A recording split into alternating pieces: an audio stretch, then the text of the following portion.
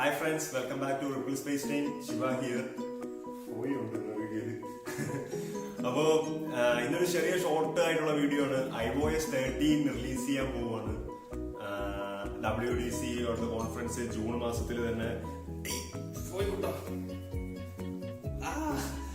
WWDC ഈ ജൂണിൽ ഈ വർഷം 2019 iOS 13 റിലീസ് ചെയ്യും. അപ്പോൾ ഏതൊക്കെ ഡിവൈസുകളിൽ iOS 13 ഇനി കോമ്പാറ്റബിൾ ആണ് എന്നുള്ളത് ഉടനെ അറിയാൻ പറ്റും. അപ്പോൾ നിങ്ങൾ ഐഫോണിന്റെ ഏതെങ്കിലും ഡിവൈസ്, ഐപാഡ് ഏതെങ്കിലും ഡിവൈസ് മേടിക്കുന്നെങ്കിൽ നിങ്ങൾ ഫ്യൂച്ചർ പ്രൂഫ് ചെയ്യാൻ വേണ്ടിയായിട്ട് iOS 13 അപ്ഡേറ്റ് വരുന്ന ഡിവൈസുകളെ ഇനി മേടിക്കാവും. അല്ലെങ്കിൽ പെട്ടെന്ന് തന്നെ ആപ്ലിക്കേഷനുകളുടെ സപ്പോർട്ട്, ഒപ്റ്റിമൈസേഷൻ, ബഗ് ഫിക്സിങ് ഇതൊന്നും നടക്കാതാവുകയും നിങ്ങൾ തന്നെ ഫോണിനെ വെറുത്തു പോവുകയും സ്ലോ ആവുകയും നിങ്ങൾ വാങ്ങിച്ച പർച്ചേസ് റീസെയിൽ വാല്യൂ ഇല്ലാതാവുകയും ആയി പോകും. അപ്പോൾ 2019 നിങ്ങളൊരു iOS ഡിവൈസ് സെക്കൻഡ് ഹാൻഡ് മേടിക്കുകയോ റീഫർബിഷ്ഡ് മേടിക്കുകയോ റീയൂസ്ഡ് മേടിക്കുകയോ ചെയ്യുകയാണെന്നുണ്ടെങ്കിൽ ചെയ്തിരിക്കേണ്ട കെയറിനെ പറ്റിയാണ് പറയാൻ പോകുന്നത്.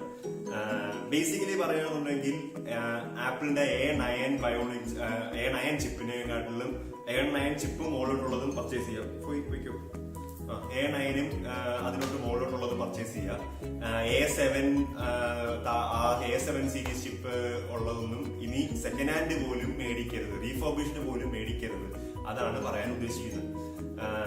അപ്പൊ നിങ്ങൾ മനസ്സിൽ ആദ്യം ഓടി വരുന്നത് പുതിയ ഒരു ഡിവൈസ് മേടിക്കാനോ അല്ലെങ്കിൽ പഴയ ഒരു ഡിവൈസ് ആണെങ്കിൽ പോലും ആദ്യം വരുന്നത് iPhone SE ആയിരിക്കും. ഞാനും iPhone SE യൂസ് ചെയ്തിട്ടുണ്ട്, മേടിച്ച് യൂസ് ചെയ്തിട്ടുണ്ട്.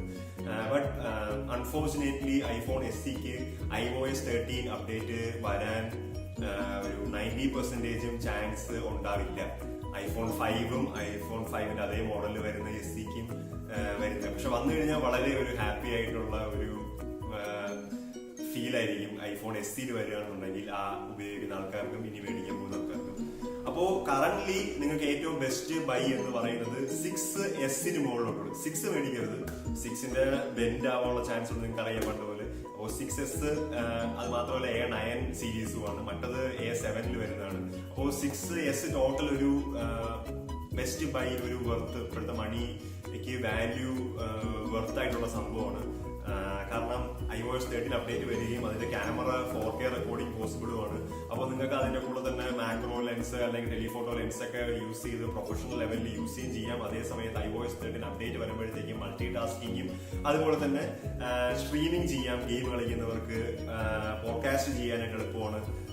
അതുപോലെ തന്നെ ലൈവ് പോകുമ്പോഴത്തേക്കും, അതാണ് സ്ട്രീമിങ്ങിന്റെ കാര്യം ഉദ്ദേശിച്ചത്. പിന്നെ അതുപോലെ തന്നെ ഗെയിം കളിക്കുമ്പോഴത്തേക്കും ഉള്ള ഫീല് അതെല്ലാം നമുക്ക് iOS 13 കുറച്ചുകൂടി അടിപൊളിയായിരിക്കും. iOS 12.3 അപ്ഡേറ്റ് ഉടനെ തന്നെ വരുന്നുണ്ട്. ആ അപ്ഡേറ്റ് ആയിരിക്കും ബാക്കിയുള്ള ഡിവൈസ് എല്ലാം അവിടെ സ്റ്റേബിൾ ആയിട്ട് നിൽക്കുകയായിരിക്കും ചെയ്യാൻ പോകുന്നത്. അപ്പോ ബെറ്റർ ഒരു മൾട്ടി ടാസ്കിങ് iOS 13 വരുമ്പോഴത്തേക്ക് നല്ല രീതിയിൽ സ്പീഡ് ഇംപ്രൂവ്മെന്റ് ഉണ്ട്. iOS 13 പറ്റി തന്നെ കുറച്ചധികം പറയാനുണ്ട്. അപ്പോൾ അതിനെപ്പറ്റി ഒരു വീഡിയോ ഞാൻ ചെയ്യുന്നുണ്ട്. iOS 13 എന്തൊക്കെയാണ് മാറ്റം വരാൻ പോകുന്നത്. അപ്പോൾ ഷുവറായിട്ട് നിങ്ങൾ സബ്സ്ക്രൈബ് ചെയ്യുക, അതിന് വേണ്ടിയിട്ട് വെയിറ്റ് ചെയ്യുക. അപ്പോൾ നോട്ടിഫിക്കേഷൻ ബെല്ലൈക്കൻ എനേബിൾ ചെയ്താൽ മാത്രമേ അത് നോട്ടിഫിക്കേഷൻ നിങ്ങൾക്ക് അറിയാൻ പറ്റത്തുള്ളൂ ഞാൻ വീഡിയോ ചെയ്ത് കഴിയുമ്പോഴത്തേക്കും.